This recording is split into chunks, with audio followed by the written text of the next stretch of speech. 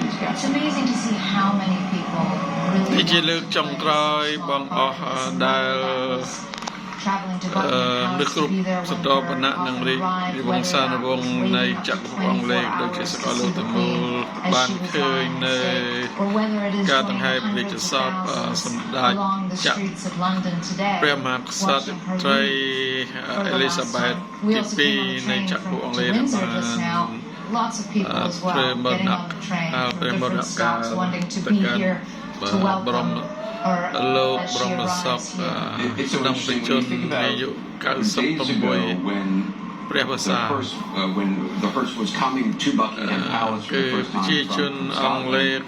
You were out there in the crowds for the was scattered applause when the hearse entered Buckingham Palace, but the crowds were largely silent. There was a surprise and a reverence. It's interesting now to hear almost everywhere now that the hearse goes, this building of applause. It seems like the kind of mood has shifted in a sense over the last several days. It's really the culmination, isn't it? It's been 10 days of mourning, 10 days of people trying to grapple with the new reality of life in Great Britain, in the United Kingdom, without the Queen. And I think outside the Abbey today, we definitely felt the mood was somber. It was one of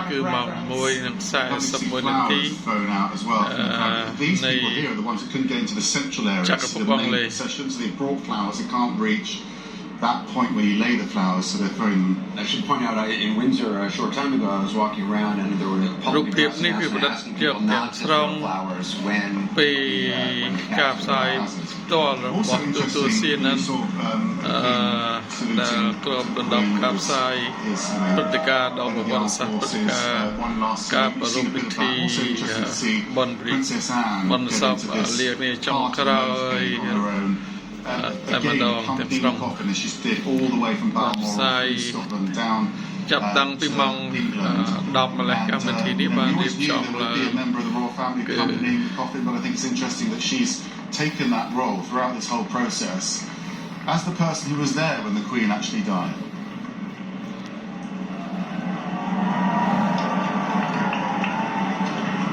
So this is where the cavalry are normally based, over in Knightsbridge. ប្រជាជនអង់គ្លេសប្រជាជនបរទេសដទៃទៀតដែលបានឈរគោរពវិញ្ញាណក្ខន្ធបានទស្សដៃលាព្រះរាជសពចុងក្រោយ It's Princess Anne in one of them, and then separately you're going to have the royal family again, yes, going down to Windsor, and all the other royal families from around the world going there, and the prime ministers from the realms. So that's obviously in a separate motorcade, not this one. And this is the route that the Queen took so often from Buckingham Palace to Windsor Castle, because it was her favourite weekend retreat. Often when we'd be all covering royal events together, we'd see the royal event end and the Queen would be off in her car to Windsor.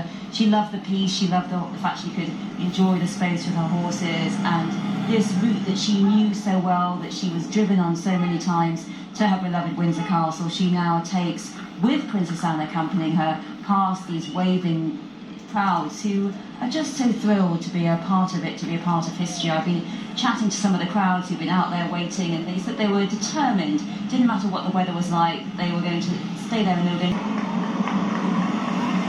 Not long after the Queen became Queen in the 50s, she said, I can't be like a king before, I can't be like a queen before, like Elizabeth I, the other queens regnant who are buried in Westminster Abbey, Anne, Mary I and Elizabeth I. She said, I can't be like them, I can't lead you to battle, I can't dispense justice. What I can do is give you my heart and my devotion to these old islands. And that really, she said, as just a young woman, has been what she's tried to do throughout her reign. Give her heart and soul, commit herself absolutely. And this is what these people, the crowds, are recognising, how much she's sacrificed, how much she's worked, her sense of duty and service that the Archbishop of Canterbury was talking about in his sermon there at Westminster Abbey. Such a huge part of our history, and in the future people will look back on this 100, 200, 300 years time, the moment when the Queen left London, the Queen left her beloved capital and went to rest with her family. This journey is going to take about an hour to get to Windsor, and then about an hour after that, then the royal family will rejoin the procession to go through Windsor. Wow, I mean, look at that crowd. Let's listen in.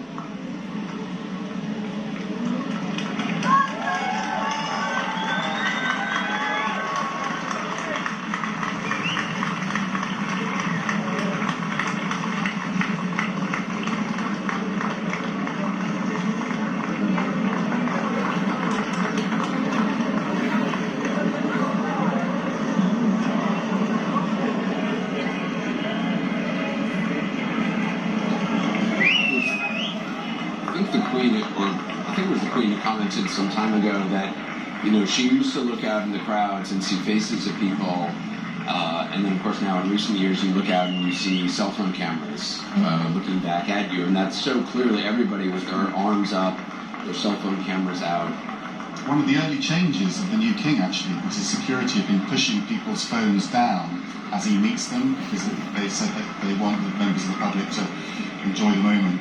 Interesting seeing the, you know, the coffin go past the Albert Hall and the Albert Memorial.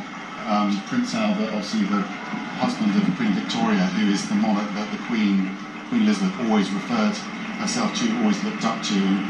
Actually, all of the royal families that we see arriving at Windsor a bit later on are all descended pretty much from Queen Victoria. And there's Albert who bought Balmoral for Queen Victoria.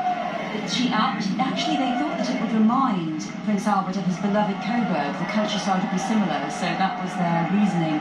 And the Queen, like Victoria, loved Balmoral so much. She loved Scotland, the peace, and went on her final journey from there. And it's interesting for me to think about the crowds that lined the streets of the coronation. And among the crowds, actually, was the future First Lady, Jacqueline Bouvier, future Jacqueline Kennedy. She was reporting on the Queen's coronation. And the question she was asking the public was, will Elizabeth be the last Queen? And that was the question she was asking, the article she was writing. And not long after she wrote the article, JFK proposed over the phone, and the rest was history. And such a significant moment. Yeah, the Windsor Castle, which is... Explain what we're looking at. That's Windsor Castle. So this is the chapel within Windsor Castle, where... នេះគឺជា Windsor Castle ដែលជាកន្លែងតម្កល់ព្រះរាជសព taking a high position in the procession as it arrives there. អតីតព្រះមក្សត្រានី Elizabeth ទី2 របស់ចក្រភពអង់គ្លេស Interesting once you get in there, but that's the face, isn't it, where you see all the chivalry on full display, and with all the royal families of Europe and the world there. It's extraordinary. So I didn't realize how large Windsor Castle is. I mean, the acreage of it. So people that visited, it's an amazing place to visit actually. It's a really good tour to do. But people see that and they think it's enormous, but actually there's a whole other half to it which is private, which is where the Queen lived and where she was able to ride freely and enjoy her time in the countryside there. And she did spend a lot of time there during the pandemic. She was there for quite some time, obviously. ទីកន្លែងដែលបញ្ចុះព្រះរាជសពនេះគឺជាកន្លែងដែលព្រះមហាក្សត្រកាលនេះទ្រង់តែងតែយាងមកស្នាក់នៅឬក៏កំសាន្តពេលដែលព្រះអង្គមានព្រះជន្មនៅឡើយហើយពេលអំឡុងពេលកូវីដព្រះអង្គក៏បានយាងគង់នៅទីនេះផងដែរគឺជាកន្លែងដ៏អស្ចារ្យមែនទែន They've laid all the flowers from the people have laid. They've taken them in the castle and laid them out on the lawn. It looks absolutely stunning. Very sort of tidy job.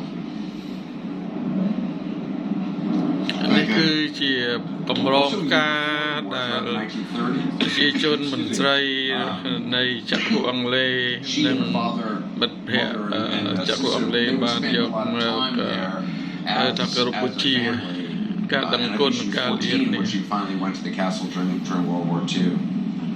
Yes, and St George's Chapel was it's such a significant place for the Queen. She's seen so many christenings, weddings, and the funeral of her beloved husband there. It was her own personal church. It was the church on her castle, and she, as Max was saying, the Order of the Garter is a very important ceremony we see every June. And when her father died, she wished to commission him his own special resting place. There's a lot of royals buried in St George's Chapel, Windsor, including Henry VIII, including Charles I, Henry VIII with his third wife, Jane Seymour. And the Queen wished her father to have his own resting place, so she built the George VI Chapel, commissioned in 1962, finished in 1969. And that special chapel, which we can see just on the side, is where the Queen will be laid to rest. Her father is there, her mother was moved there, and her sister and her husband was just កន្លែងដែលបញ្ចុះព្រះរាជសពព្រះមក្សត្រានីនេះគឺជាកន្លែងដែលព្រះបិតាព្រះមាតារបស់ព្រះមហាក្សត្រានីបានបញ្ចុះនៅទីនេះផងដែរហើយព្រះមហាក្សត្រានីគឺបានធ្វើWindsor Castle នេះឡើង much more coverage ahead as the funeral continues at Windsor Castle, and as we see rituals never seen on live television before. ទស្សនភាពនេះយើងមិនដែលបានឃើញពីមុនមកទេទស្សនភាពដ៏អស្ចារ្យការរៀបចំពិធីដ៏អស្ចារ្យដ៏សម្បើមនេះហើយសម្រាប់ខ្ញុំបាទក៏ជាលើកទី1ផងដែរ